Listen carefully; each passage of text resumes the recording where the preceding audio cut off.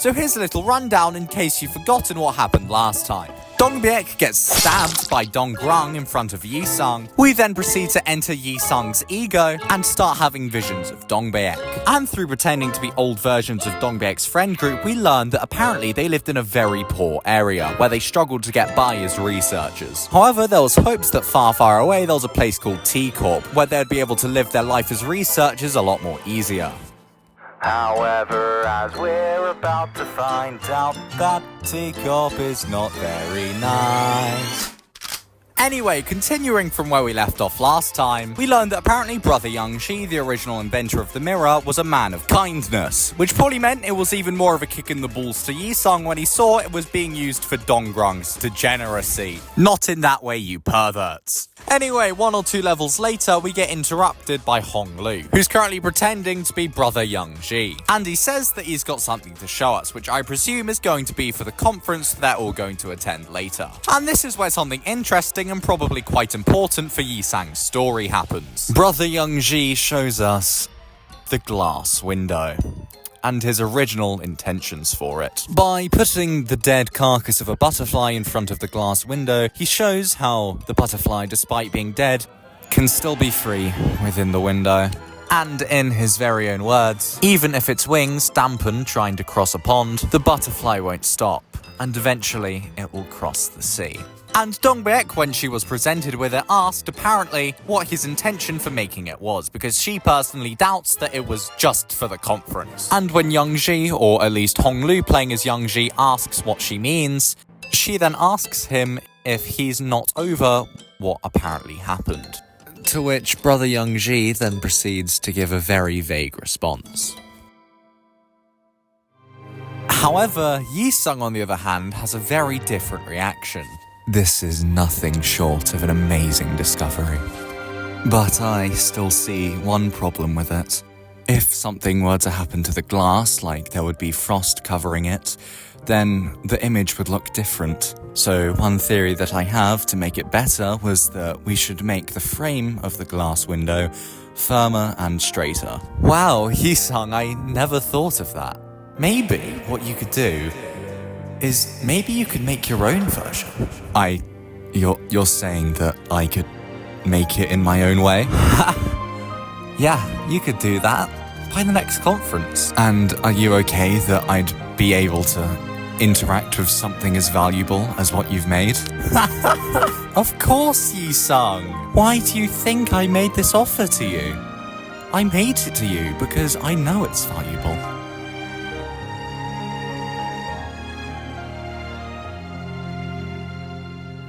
Sorry if that was really fucking unfunny. I couldn't really think of a good way to segue into the next part of the video. And so we're thrown into the next fighting round. And I'd like to use this time to explain a few things to you. So apparently I've been using the wrong sprite for Heathcliff in my videos, because apparently there's multiple default sprites for him. I never really noticed this, but yeah, I'll try and use the right one if I remember. And the second thing is, I'm actually planning on giving my channel a bit of a rework, and I want to get your opinion on something. How would you react if I did this? This, in case you don't know, is actually my YouTube avatar. It's changed a few times over the past year, but I think it's here to stay. Now, I'm probably not going to use this for a while, actually. I think I'll probably start it when I start the next Canto. But how would you feel if I started using it? Do you think it's cringy? Do you think it's cool? You know, why don't you let me know in the comments section? But you probably don't even care in the first place, so let's continue the video. Anyway, after Brother Youngji showed off his invention, the group seemed to be at peace. And as Donggrung himself says, things were good for a while. It was as though we were on a trip. We thought that everything would be fine after leaving our hometown for this new place. But alas. And at the end of the day, all human societies are very similar. However, he's cut off by Otis, who's playing as Sung Hyo in Yisung's script. Sung Hyo says that apparently she saw one of Gapryong's inventions at the market. And Gapryong replies when he's asked why, that he sold it to them in order so that they could afford the rent that they needed to pay within the next 6 days. However, in his desperation for money to pay off the rent that they all were due, he broke the rules. You must have forgotten the League of Nine's rules, Sung Hyo. Alright, mate, first of all, How could I have forgotten those stupid rules that they gave for us? I mean, they practically had it indented into our skulls when they had us recite it all the time. And I know that sharing our inventions outside of the League of Nine is, like... Sang-hyo, you know this. The rules are that we can't share any inventions within the League of Nine outside of the League of Nine, especially when money's involved. Honestly, can you blame me though? We were gonna get our place seized if we didn't do anything. Besides, our shitty factory jobs don't even pay enough for us to eat. To be fair, he's got a point. Since we migrated from a different district to here, our taxes are higher. They are asking for an amount of money that we just simply cannot pay. Anyway, after this argument, Yi-sung offers to pay for it himself because apparently he's just that rich. We also learned that apparently the fact that they were going to get evicted in 6 days was hidden from Dongbaek, which pisses her off quite a lot. However, despite Yi-sung's persistence in offering to pay off the money, brother Young-ji just keeps on rejecting it. Unfortunately, we're going to have to stop here though, because the echolocation of Sinclair's ass cheeks jiggling as they walk has caused the enemies to find us. Anyway, after reading all your comments on my last video, I decided to swap my Precreod Captain Ishmael with my Zhong's office rep Ishmael. And also because I was getting a little bit bored, I decided to do some gambling.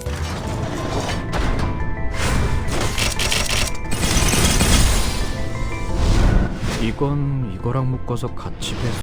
Oh my god, bro. Oh, hell no. Anyway, I ended up getting this Sinclair. I don't know if he's better or worse than my current one, but it's still cool. However, for that mysterious red orb that I ended up getting, this is who I got.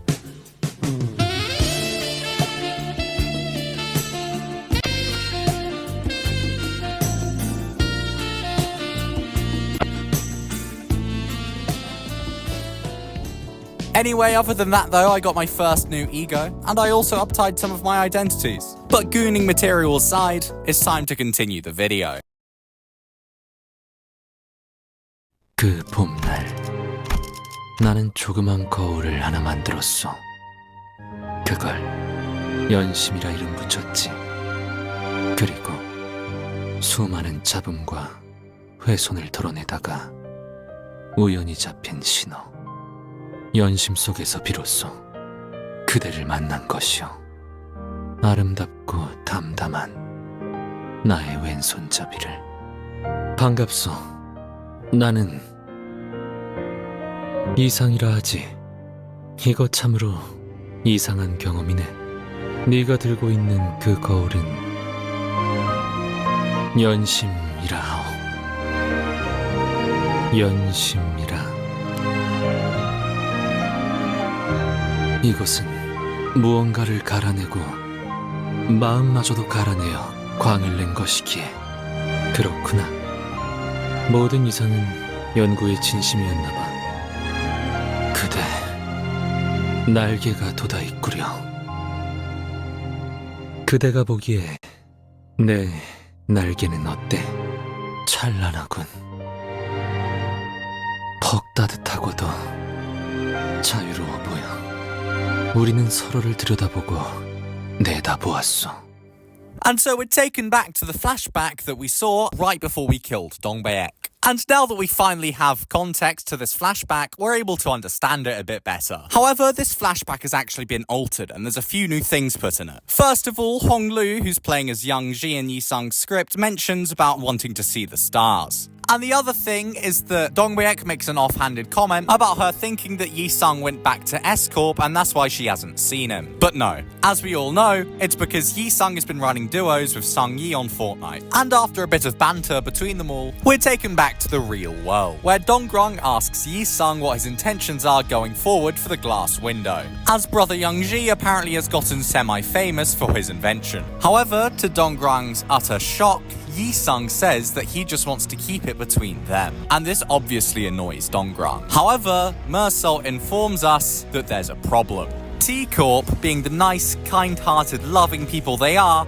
wouldn't be a fan of this, and so that they could get in a lot of trouble. But Yi-sung said apparently that he thought it was fine because it would just be them sharing it. However, in his words, that decision couldn't have been more glib.